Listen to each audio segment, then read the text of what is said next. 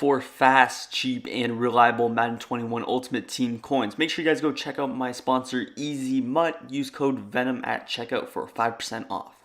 Yo, what's up guys, Venom Fire here back from the video, and today I'm going to be talking about my biggest worries for Madden 22. Pretty much in this video what I'm going to be discussing, of course it's my biggest worries, but my biggest problem with the game, why I think it could fail. And this is a pretty big issue that I want to talk about, something that I do hope will be fixed.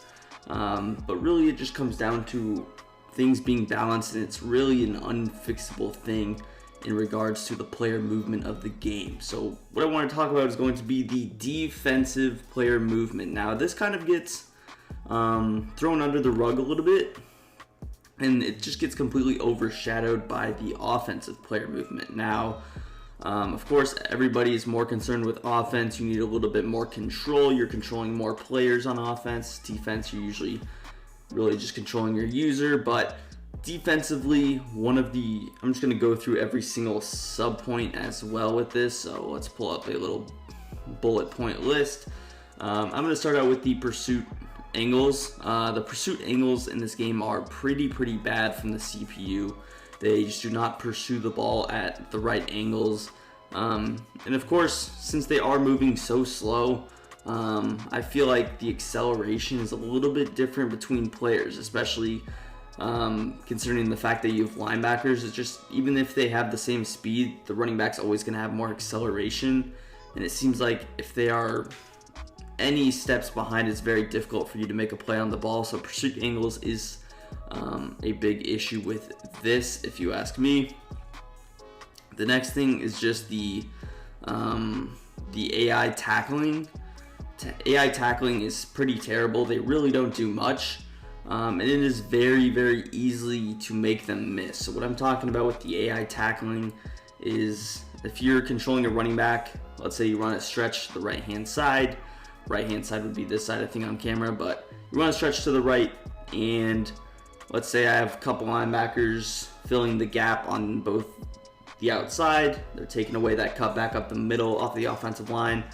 It is super easy just to cut it back, and the linebackers do not have enough time to recover. It seems like the running back can cut a little bit more effectively than the defender, and that comes down to a balancing issue. So I'll just kind of put this in like parentheses.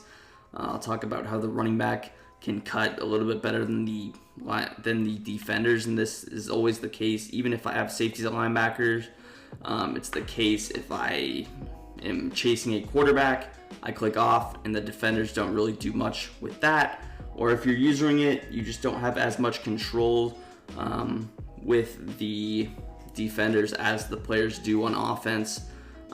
So that's going to be an issue as well. Now, another thing I want to talk about, a pretty big issue with this, is the fact that it seems like when you click onto a player, the momentum stops.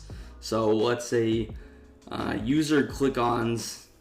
So let's just pretend we have any quarterback, Josh Allen, Lamar Jackson, whoever it might be, Kyler. They're running down the sideline. They've got 10 yards past the line of scrimmage, so they should be going around their max speed of what they will be going, because it does take a while for you to accelerate. But when you're actually quarterback scrambling, usually they can build enough momentum to where they're actually going their full speed around at 5 yards, because you're already running sideways. That's going to basically get your acceleration up. That's why I think outside running is going to be very good this year, just because as long as you get the blocks to develop, you get enough speed, you get your speed ramped up, and then it just becomes difficult to make the play, especially if you're out of position. But as far as the defensive click-ons, if someone already has 10 yards of momentum with their quarterback, they're only max speed. I'm using my safety. Let's say I take a bad angle, I'm out of the play. I click onto someone new, and they just have no momentum. So you have to make the tackle on someone who's going full speed with someone going 0 speed, and it just looks like it's a 99 speed player versus a 60 speed player at that point. It is just super unbalanced. Let me know in the comments if you agree with what I'm saying, just because if you guys have played the beta, you should probably know what I'm talking about with just how completely unbalanced these tackling things are, and it's really mostly off the defense. If you're going to make the offensive player this way, you have to kind of balance it in a way to where it's more effective. As I get a notification there, my fault, but you have to balance it in a way that's just completely fair for both players, just because, and this is the case when I'm on offense too. It's very easy for me to cut in and out of players, and with people wanting to make click-ons, you'll probably see people never click on at all, and you'll see them be more accustomed to just put themselves out of the play and let the computer do everything, because the moment you click on, you're susceptible to getting beat fairly easily, and it does take a lot of skill out of the game. So just a little dash point, it's a big skill gap issue in my opinion. It takes a lot of the user skill out of the frame. So as far as that's concerned, that's a pretty big issue in my eyes. Now then, I'm going to kind of move into a new topic here. Again, I don't want to just rag on one topic. I want to bring up some other things to the table as well. Another issue that I have is just the lack of really big plays happening now. Lack of, not necessarily big plays, because you will see big plays happen because the game is, the zones don't really defend anything. Man coverage isn't that good. But I'll say the lack of exciting plays, if that makes any sense, because nothing in this game is really super exciting. Pretty much what I'm referring to is going to be just any cool things happening, crazy juke outs, crazy making people miss. You can't really make people miss in this game. Unless, of course, you're going with someone who's clicking on, you can easily cut them out, because that is very, very, very easy to do. Whereas in Madden 21, everybody's kind of running at their max speed, so it's pretty easy to either strafe up or make a play. But the lack of exciting plays, really, you can't stop and go, you can't do things like that. I feel like it'll make the gameplay just a little more boring, if it makes sense. It'll feel like every game is kind of the exact same. You'll see people just throwing from the pocket, throwing flat routes, going out of bounds, getting tackled. You won't really see crazy things happen. And although sometimes people will hate on that because they'll say it's a lucky play, those are the types of plays that make the game fun. And without those, you're really just playing the same thing over and over again. That's where, personally, it gets boring for me, especially when you consider the time that people have to play this game. I'm playing this game a lot. I'm going to be playing Madden a lot. So if every game feels the same, I'm going to be less likely to play. And that's one of the reasons why I played Madden 20 more than Madden 21.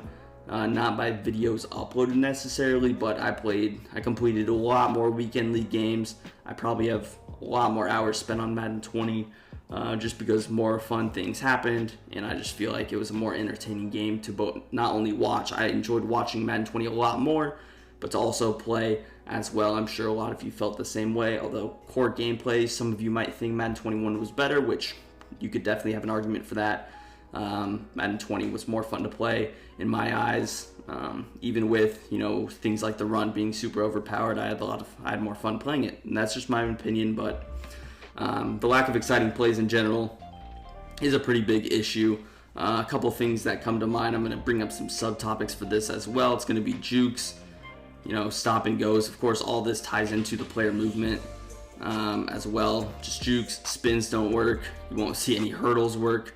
Trucks are probably the most effective thing that you can do, but even then, trucks aren't no one's getting hyped up about a truck that you get one more yard forward.